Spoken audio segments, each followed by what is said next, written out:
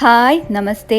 അമ്മൂസ് wooden ബോളിൽ ഇന്ന് നമ്മൾ ഉണ്ടാക്കാൻ പോകുന്നത് വെജിറ്റേറിയൻ സ്പെഷ്യലായിട്ടുള്ള ചില്ലി ചക്ക ഫ്രൈ ആണ്. ഫ്രൈഡ് റൈസിൻ്റെ കൂടെ കഴിക്കാനായിട്ട് നല്ല കോമ്പിനേഷനാണിത്. വെറുതെ സ്നാക്കായിട്ടും നമുക്കിത് ഉപയോഗിക്കാം. നല്ല ടേസ്റ്റാണ്. നോൺ വെജ് കഴിക്കാൻ ഇഷ്ടമില്ലാത്തവർക്ക് പറ്റിയ ഒരു കിടിലൻ സ്നാക്കാണിത്. ഇപ്പം ഇഷ്ടം പോലെ ഇടിയൻ ചക്ക കിട്ടുന്ന സമയമാണ്. അപ്പം നിങ്ങൾ ഇപ്രാവശ്യത്തെ ഇഫ്താർ വിരുന്നിന് ഇതേപോലെ ഒന്ന് ഇടിയൻ ചക്ക ഉപയോഗിച്ചിട്ട് ചില്ലി ചക്ക ഫ്രൈ ഒന്ന് ഉണ്ടാക്കി നോക്കണേ.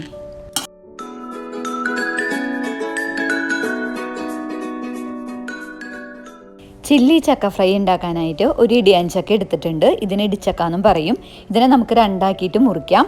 ഇത് മുറിക്കുന്നതിന് മുമ്പ് നമ്മുടെ കൈമേലും കത്തിമേലൊക്കെ ഓയിലൊന്ന് പരട്ടി കൊടുക്കാം. ഇത് മുറിക്കുന്ന സമയത്ത് പശ വരും. അത് നമ്മുടെ കൈമേൽ ആവാതിരിക്കാൻ വേണ്ടിയിട്ടാണ് ഓയിൽ പുരട്ടണത്. ഈ ഒരു ഫ്രൈയിലേക്ക് നമ്മൾ പകുതി ചക്ക ഉപയോഗിക്കണുള്ളൂ. അപ്പോൾ ഇത് നമുക്ക് ചെറിയ കഷ്ണങ്ങളായിട്ട് വട്ടത്തിൽ മുറിച്ചെടുക്കാം. ഇതിൻ്റെ തൊലി എളുപ്പത്തിൽ കളയാൻ വേണ്ടിയിട്ടാണ് ഇങ്ങനെ ചെറിയ കഷ്ണങ്ങളായിട്ട് മുറിക്കണത്. ഇതിന് പശ ഒലിച്ച് വരുന്നത് ടിഷ്യൂ പേപ്പർ അല്ലെങ്കിൽ ചകിരി വെച്ചിട്ട് നമുക്കത് തുടച്ചു കൊടുക്കാം. ചേനേരി മത്തൻ്റെ ഒക്കെ തൊലി ഇതേ രീതിയിൽ തന്നെ നമുക്ക് എളുപ്പത്തിൽ കളയാൻ പറ്റും. വട്ടത്തിലരിഞ്ഞത് വീണ്ടും ചെറിയ കഷ്ണങ്ങളാക്കിയിട്ട് നുറുക്കിയെടുത്തിട്ടുണ്ട്. ഇതിൻ്റെ ആ പച്ച കളർ കട്ടിയുള്ള തൊലി മുറിച്ച് മാറ്റാം. അതായത് കണ്ടില്ലേ, നടുക്കിലും കുറച്ചൊരു കട്ടിയുള്ള ഭാഗമുണ്ട്. അതും നമുക്ക് മുറിച്ച് കളയാം. ഇതുപോലെ നമുക്ക് ബാക്കിയുള്ള എല്ലാ ഇടിച്ചക്ക കഷ്ണങ്ങളും ക്ലീൻ ആക്കിയിട്ടെടുക്കാം. ക്ലീൻ ആക്കിയെടുത്ത ഇടിച്ചക്കയുടെ കഷ്ണങ്ങൾ നമുക്കൊന്ന് കഴുകിയെടുത്തുകൊണ്ട് വരാം. ഇനി ഈ വീഡിയോയിൽ കാണുന്നത് പോലെ ഒരു ഇടിയഞ്ചക്കയുടെ കഷ്ണം എടുത്തിട്ട് രണ്ടാക്കിയിട്ട് മുറിക്കുക. അതിനുശേഷം ചെറിയ കഷ്ണങ്ങളാക്കിയിട്ട് മുറിച്ചെടുക്കാം.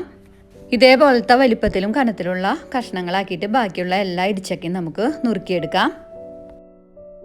ഇടിയഞ്ചക്ക ചെറിയ കഷ്ണങ്ങളാക്കിയിട്ട് നുറുക്കിയെടുത്തിട്ടുണ്ട്. ഇനി നമുക്ക് ഇതിലേക്ക് വേണ്ട ബാറ്റർ തയ്യാറാക്കാം.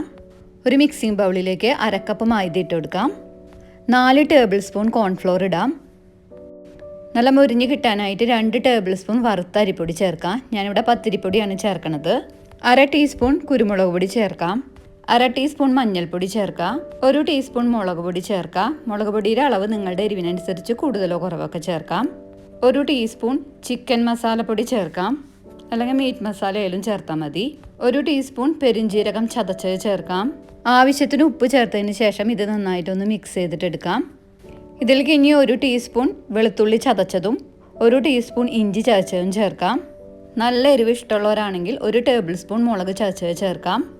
2 ടീസ്പൂൺ വിനാഗിരി ഒഴിക്കുക. വിനാഗിരി ഇല്ലെങ്കിൽ അതിന് പകരമായിട്ട് 2 ടീസ്പൂൺ തൈരോ 2 ടീസ്പൂൺ ചെറുനാരങ്ങ നീരോ ചേർക്കാം.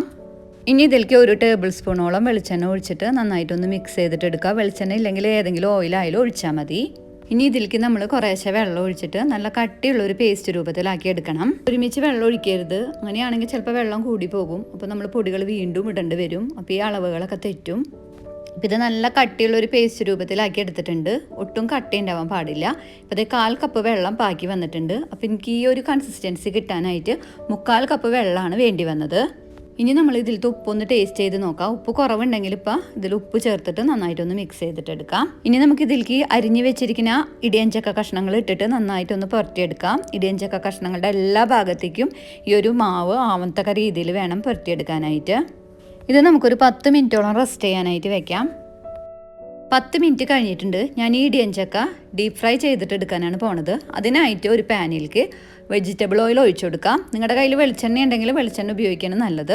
ഓയിൽ ചൂടായിട്ട് വരുമ്പോൾ ഇതിലേക്ക് നമുക്ക് കുറച്ച് കറിവേപ്പില ഇട്ടിട്ട് ഫ്രൈ ആക്കിയിട്ട് എടുക്കാം. കറിവേപ്പില ഇടുന്നതുകൊണ്ട് നമ്മുടെ ഈ ഓയിലിന് ഒരു പ്രത്യേക ഒരു ഫ്ലേവർ കിട്ടും. നമ്മൾ ഉണ്ടാക്കുന്നത് ചില്ലി ചക്ക ഫ്രൈ ആയ കാരണം ഗാർണിഷ് ചെയ്യുന്നതിന് ആവശ്യമായിട്ട് ഒരു 4 പച്ചമുളക് കൂടി ഇതിലേക്ക് ഇട്ടിട്ടൊന്ന് ഫ്രൈ ആക്കിയിട്ട് എടുക്കുന്നുണ്ട്. പച്ചമുളകിന് പകരം വറ്റൽമുളക് ആയാലും വറുത്തെടുക്കാം. പച്ചമുളക് ഞാൻ 2ആയിട്ട് കീറിയിട്ടാണ് വറുത്തെടുക്കുന്നത്. ഒരു 4 പച്ചമുളക് എടുത്തിട്ടുണ്ട്. ഇനി നമുക്കിത് കോരി മാറ്റിയിട്ട് ടിഷ്യൂ പേപ്പർ ഉള്ള ഒരു പാത്രത്തിലേക്ക് വെക്കാം. നല്ല ചൂടായിരിക്കണം ഓയിലിലേക്ക് ഇടിയഞ്ചക്ക മസാല പൊട്ടി വെച്ചിരിക്കുന്നത് ഇട്ട് കൊടുക്കാം. വിടർത്തി വേണം ഇടാനായിട്ട്. ഹൈ ഫ്ലെയിമിൽ ഇട്ടിട്ടായിരിക്കണം ഈ ഇടിയഞ്ചക്ക കഷ്ണങ്ങൾ ഇട്ട് കൊടുക്കാനായിട്ട്. എല്ലാ കഷ്ണങ്ങളും ഇട്ടതിന് ശേഷം ഹൈ ഫ്ലെയിമിൽ നിന്ന് ഇതൊരു മീഡിയം ഫ്ലെയിമിലേക്ക് ആക്കാം. നമ്മൾ ഇട്ട വഴിക്ക് ഇത് ഇളക്കി കൊടുക്കരുത്. എല്ലാ ഭാഗത്തേക്കും ഒരു ബാറ്റർ പിടിച്ചതിന് ശേഷം മാത്രം നമ്മളിത് ഇളക്കാൻ പാടുള്ളൂ. അല്ലെങ്കിൽ മാവ് അതിൽ നിന്ന് വിട്ടുപോരും. ഇതിലത്തെ ബാറ്റർ ഇതുമ്പോൾ പിടിച്ചു കഴിഞ്ഞാൽ നമുക്ക് പതുക്കെ ഇതൊന്ന് ഇളക്കി കൊടുത്തോണ്ടിരിക്കാം. ഇത് പാകത്തിന് ഫ്രൈ ആയിട്ട് കിട്ടുന്നത് വരെ തിരിച്ചും മറിച്ചൊക്കെ ഇട്ട് കൊടുക്കാം. ഇടിയഞ്ചക്ക ചെറിയ കഷ്ണാക്കിയതുകൊണ്ട് ഇത് വെവാനായിട്ട് അധികം സമയമൊന്നും വേണ്ട. ഇത് പെട്ടെന്ന് തന്നെ ഫ്രൈ ആയിട്ട് കിട്ടും.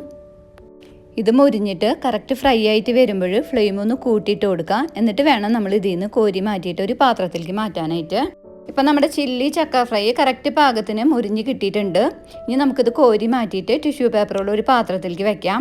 അപ്പോൾ ഈ റമദാൻ സ്പെഷ്യൽ ചില്ലി ചക്ക ഫ്രൈ എല്ലാവരും വീട്ടിലൊന്ന് ഉണ്ടാക്കി നോക്കാം. എന്നിട്ട് ഇതിനെക്കുറിച്ചിട്ടുള്ള നിങ്ങളുടെ അഭിപ്രായങ്ങൾ കമൻറ്റ് ബോക്സിൽ എഴുതാം. ചാനൽ ഇതുവരെ സബ്സ്ക്രൈബ് ചെയ്യാത്തവരാണെങ്കിൽ ഒന്ന് സബ്സ്ക്രൈബ് ചെയ്ത് സപ്പോർട്ട് ചെയ്യണേ. അപ്പോൾ ഒരു ബെല്ലൈക്കൺ വരും, അതിൽ ഓൾ എന്ന് പറഞ്ഞ ഓപ്ഷൻ വേണം പ്രസ് ചെയ്യാനായിട്ട്. എന്നാൽ മാത്രമേ ഫ്യൂച്ചറിൽ ഞാൻ വീഡിയോസ് അപ്ലോഡ് ചെയ്യുമ്പോൾ വേഗത്തിൽ നിങ്ങൾക്ക് നോട്ടിഫിക്കേഷൻ ലഭിക്കുള്ളൂ. ലൈക്ക് ചെയ്യുക, ഷെയർ ചെയ്യുക, കമൻറ്റ് ചെയ്യുക. അപ്പം ഇനി നെക്സ്റ്റ് വീഡിയോയിൽ പുതിയ റെസിപ്പി ആയിട്ട് കാണുന്നത് വരെ എല്ലാവർക്കും ബൈ. താങ്ക്